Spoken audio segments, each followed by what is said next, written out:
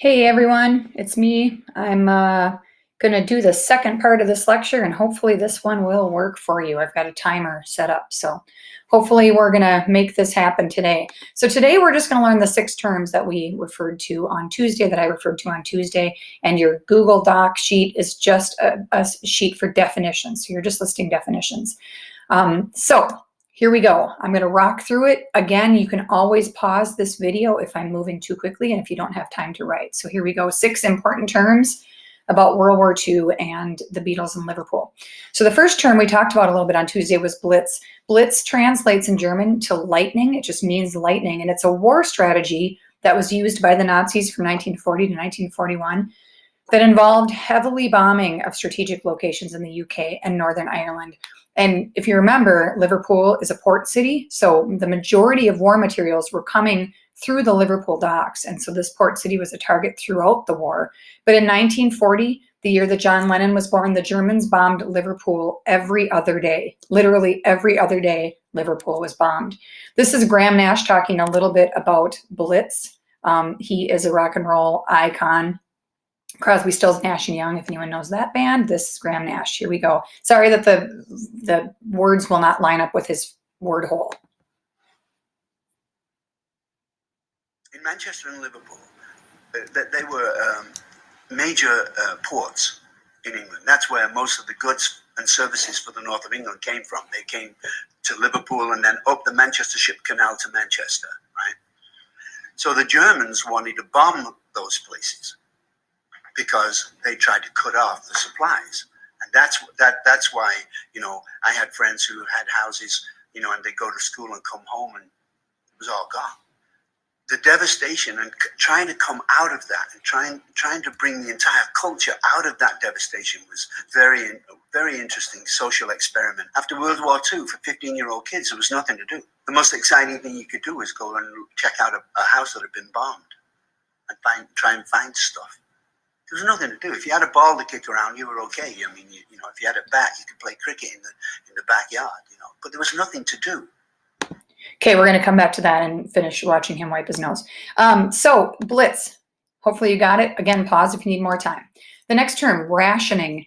Rationing is something that occurs when a government actually restricts the amount of food that people can buy.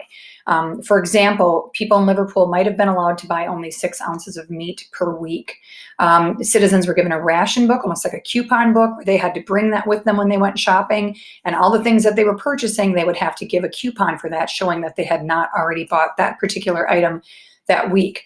So rationing was common during World War II, and Britain continued to ration almost 10 years after the war. The war ended in 1945, and they continued to ration 10 years after that. So John Lennon and Ringo Starr were 14 years old when rationing ended in Liverpool. The third term, music hall. For more than a century, British music halls are one of the main source of entertainment for ordinary Britons, particularly the working class. So people that were working hard during the day, they would go to the music hall and they would listen to singers singing super upbeat, catchy songs. There would be audience participation. The audiences would sing and dance, and a lot of times performers would wear costumes and they would have really comedic songs so that people could get away from their hard lives. So while they eventually declined, music halls were a super popular form of entertainment immediately after World War II. And they were a place where hardworking people could go and forget about their troubles. The music hall was a significant part of the Liverpool culture scene and had a large impact on the Beatles. In fact, Paul McCartney was the son of a music hall performer, and his songs, such as Maxwell's Silver Hammer and Octopus's Garden, reflect the music hall sound. So I'm going to show you a little bit of what a music song would sound like. This is George Formby singing Leaning on a Lamp. So you can kind of picture silliness and people getting up and singing along with him.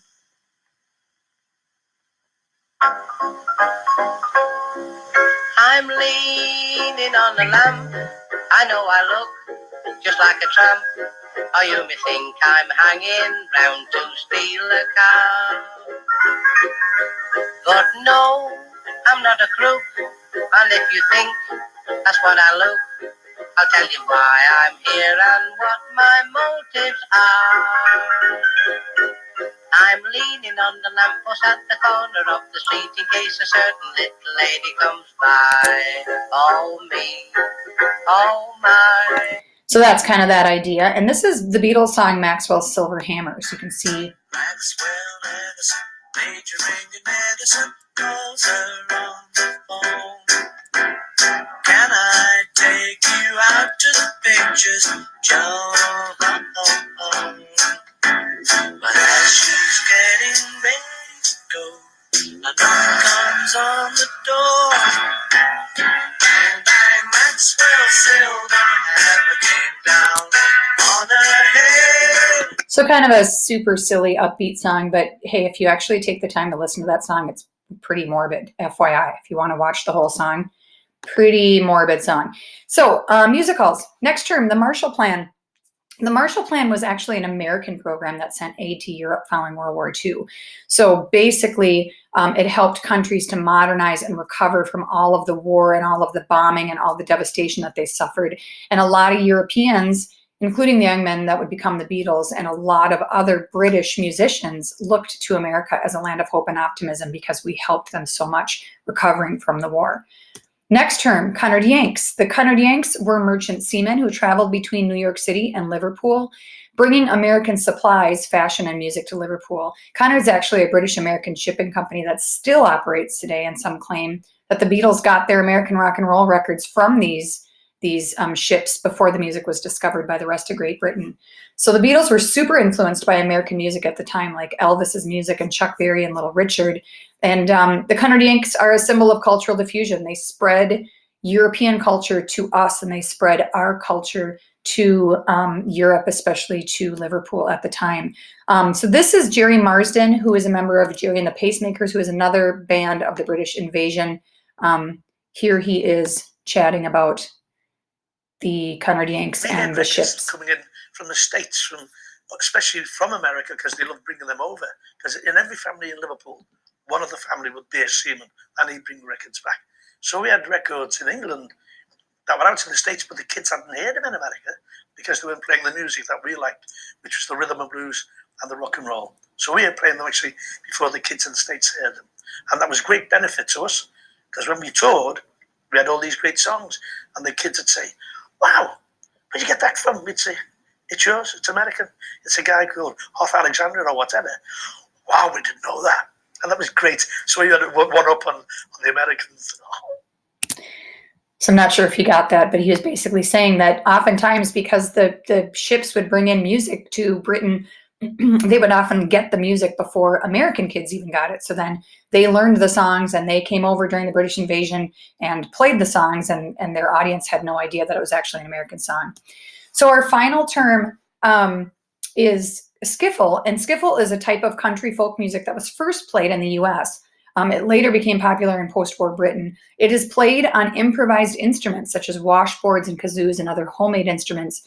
It was popularized by Lonnie Donegan, who's actually, I think, from Scotland, who first went to the US and then went to Britain, and he had a lot of hits. He was so he brought that music to London. But skiffle was extremely popular because of the fact that it was made on homemade instruments.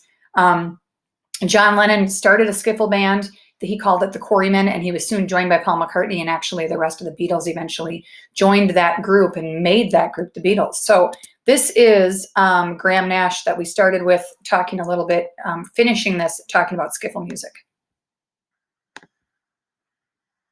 There was a radio program called Saturday Club, came on obviously on Saturday morning, and it was the first time that the north of England had heard skiffle music. Skiffle music was brought to England by Lonnie Donegan. He had come in the early 50s to America. He'd hung out with Big Bill Broonzy and Lead Belly, and he'd gotten he was a Scotsman, I think. Brought all this stuff, and it was incredibly simple music. Skiffle music could be played by anybody. All you needed was a cheap guitar, a wash tub bass. You know, you'd have a wash tub, and you put a stick and a string and go boom, boom, boom, boom, boom, boom, you know, by changing the tension. And a washboard, where you had thimbles on your fingers, and you go, you know, for the drums, right? So it was cheap enough for everyone to try it, and everybody did. because there was nothing else to do. So I'm cutting him off a little bit, but so you get the idea of why skiffle was so big is because, you know, people had nothing. And like he said earlier, people are looking in these bombed out sites for stuff to do, and they could actually make little homemade instruments and perform skiffle music. So on Monday, I'm going to ask you to write a paragraph, just a short paragraph, of an autobiography, essentially, of a Beatle. I'll give you more instructions on Monday, but oh, my timer's going off. Stop. So I'll give you more instructions on Monday, but make sure that you're comfortable with those terms. And hopefully that made sense to everyone. I hope you have a great rest of your Friday and a great weekend. And I'll talk to you soon.